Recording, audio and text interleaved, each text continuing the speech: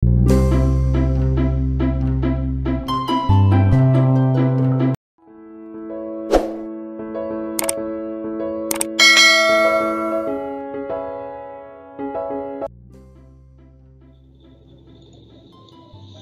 Nathan-tanging araw sa inyong lahat mga bata. Ako si Teacher Nathan, ang inyong magiging guro sa oras na ito. Huwag kalimutang mag-subscribe sa aking YouTube channel at syempre, huwag din kalimutang mag-hit ng notification bell para lagi kang updated sa mga bagong upload na videos dito sa aking channel.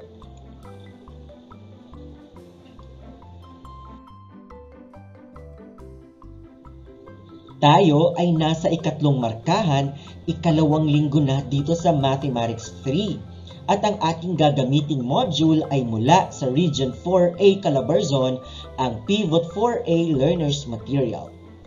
At ang ating pag-aaralan ngayon ay tungkol sa pagbabasa at pagsusulat ng fraction na katumbas ng isa o higit pa sa isa.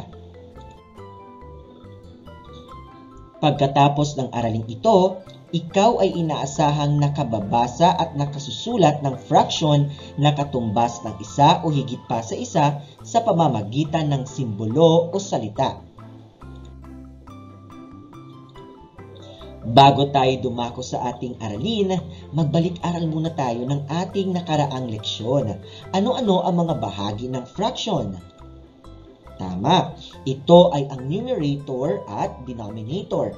Ang denominator ay ang bilang na makikita natin sa itaas, samantala ang denominator ay ang bilang na makikita natin sa ibaba at ito ay nahahati sa fraction bar. Kailan masasabi na ang fraction ay katumbas ng isa? Tama, kapag ang bilang sa numerator ay pareho sa bilang sa denominator. Kailan naman natin masasabi na ang fraction ay katumbas ng higit pa sa isa o more than 1? Tama, kapag ang bilang sa numerator ay mas malaki kaysa sa bilang sa denominator.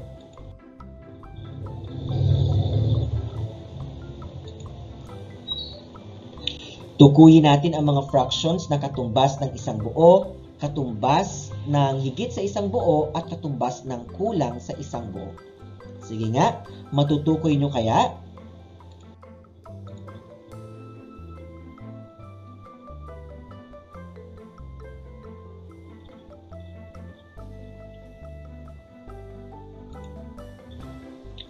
Ang mga fractions na katumbas na kulang sa isang buo ay 5/6, 5/10, 5/11, 5/12, 5/15. Samantala, mga fractions na katumbas ng isang buo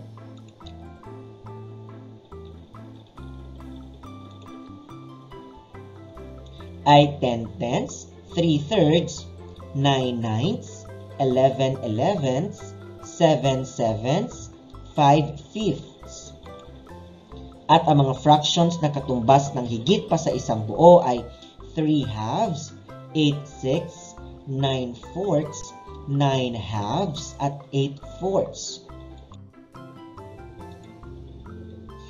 Kaya dumako na tayo sa ating aralin ngayon, ang pagbabasa at pagsusulat ng fraction na katumbas ng isa o higit pa sa isa. Pagmasdan ang larawang ito. Hinati ni John ang pizza sa 10 na may magkakaparehong laki. Binigyan niya ng tig-3 peraso ang kanyang 3 kaibigan at kinain niya ang natira. Anong bahagi ng pizza ang natanggap ng bawat isa?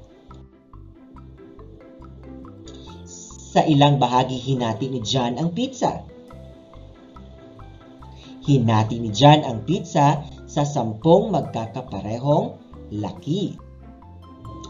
Anong fraction ang katumbas ng bahagi ng pizza na natanggap ng bawat isa? Tama, ang bawat isa ay nakatanggap ng 3/10 na bahagi ng pizza.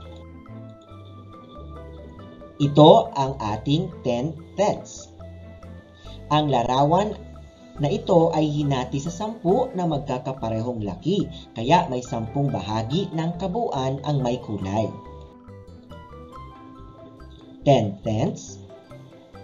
Maaring basahin at isulat ito sa pamamagitan ng simbol na 10/10 o salitang 10/10.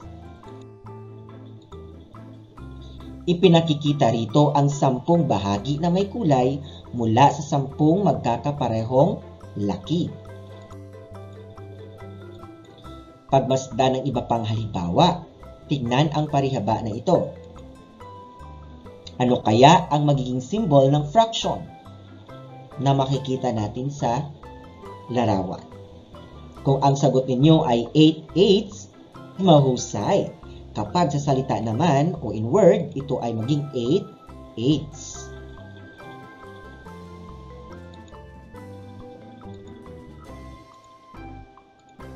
Tingnan naman ang larawang ito. Ano kaya ang simbolong yan? Mahusay. Ito ay 6/4. Kapag sa salita o word, 6/4. Tandaan ha, kailangan tama ang spelling o pagbabaybay. Tingnan naman ang larawang ito. Ano kaya ang magiging fraction sa simbolo o symbol? Mahusay, ito ay 5/4. Kapag sa salita o in word, 5/4. Makukuha mo kaya ang tamang simbolo at ang salita ng fraction na ito? Kung ang sagot mo ay 3/2 at 3/2, mahusay. Tama ang iyong sagot. Tingnan naman ang halimbawang ito. Ito ay 7/5. 7/5. Bilangin natin ang mga parihaba. Ito ay nahati sa 12/9. 12/9. Sa salita, 12/9. Ito naman ay magiging 9/6. 9/6. Ganito din siya sa salita. Ngayong alam mo na ang tamang pagsusulat at pagbabasa ng fraction, dumako tayo sa ating pagsasanay. Piliin ang katumbas na salita na kumakatawan sa larawan ng may kulay na nasa ibaba o ipapakita. Piliin lamang ang letra ng tamang sagot. Ano kaya ang tamang sagot? Kung ang sagot mo ay letrang B, 8/4, mahusay. Ikalawa, alin kaya sa mga ito ang tamang salita na kumakatawan sa fraction? Ang tamang sagot ay letrang D, 16/16. Ikatlo, ano naman kaya ang katumbas na salita na kumakatawan sa fraction na ito? Ang tamang sagot ay 3/2. Ikaapat, ano kaya ang katumbas na salita na kumakatawan sa larawang ito? Kung ang sagot mo ay letrang C, 11/6, mahusay.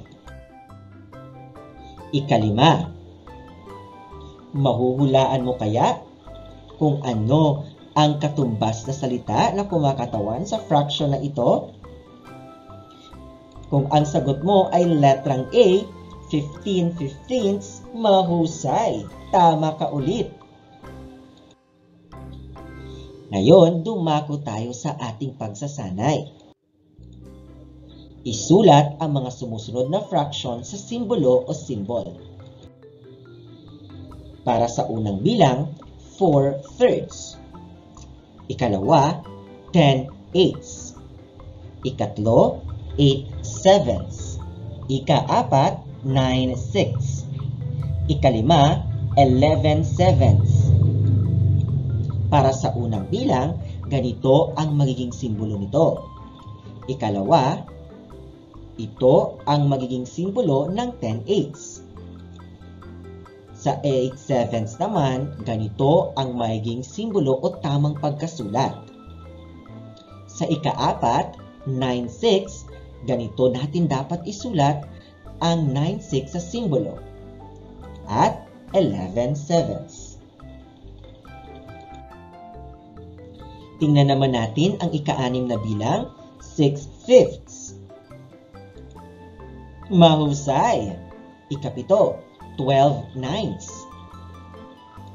Kung ang sagot mo ay ganito, tama ka ulit. Ikawalo, 13/10. Mahusay! Ika-9, 12/11.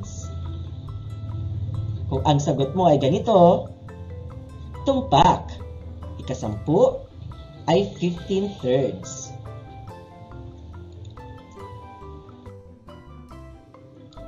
Alam kong nasagutan niyo lahat ng tama ang ating ikalawang pagsasanay.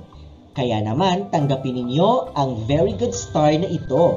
Tanda ng inyong pagiging aktibo, husay at galing sa ating talakayan ngayong umagang ito.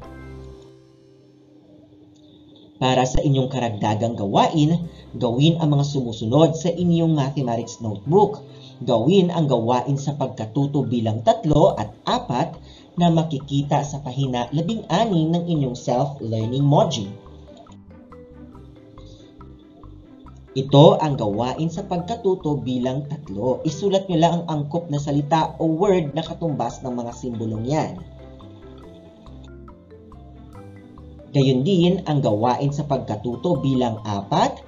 Gamit ang mga hugis na nasa ibaba, gumawa lamang kayo ng modelo ng fraction na nagpapakita na katumbas ng isa o higit sa isang buo.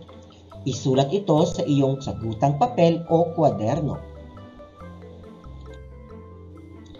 Huwag din siyempreng kalimutan ang pagsulat ng inyong maikling refleksyon tungkol sa inyong aralin. At dito nagtatapos ang ating aralin sa araw na ito. Maraming salamat sa iyong pakikinig mga bata. Muli, ako si Teacher Nathan. Hanggang sa muli, paalam!